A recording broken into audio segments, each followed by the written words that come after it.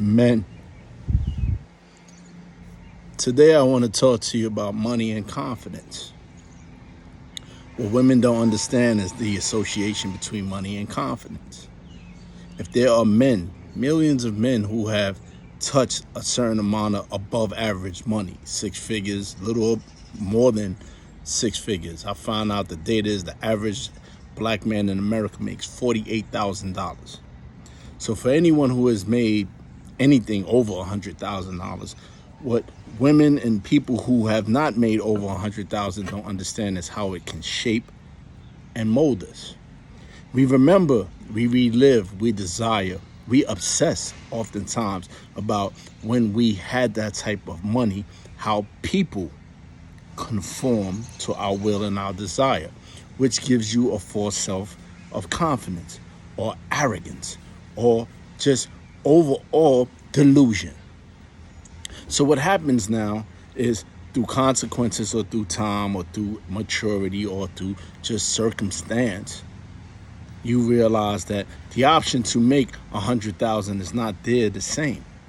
So you kind of diminish your confidence. So what is confidence? Confidence is the ability in any situation, environment, or occurrence to be able to stand firm with who you are, what you are, how you present yourself, and how you show up.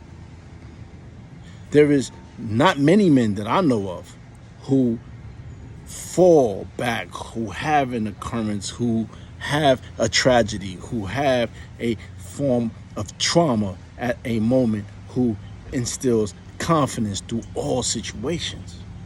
It is often a circumstance, an environment, or someone cheerleading or promoting you that builds your confidence.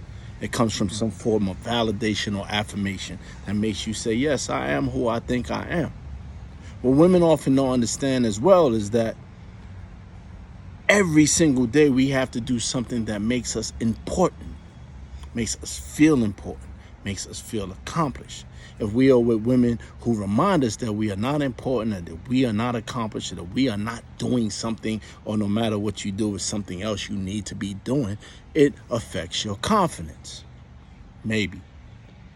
So for those of us who's on supreme being time, there's nothing gonna sway us, nothing gonna change us, nothing gonna shake us, nothing that's gonna make us forget that we are who we are. But being human, the flaw in being human is that we are reminded that life is not exactly the way we want it to be when we want it to be. So what many of us do is we obsess over the lack of our so-called success because we compare ourselves to what others are doing or what we know we are capable of doing. For instance, in my life, everybody keeps trying to reward me for doing a 100-yard dash when I'm built for the 400.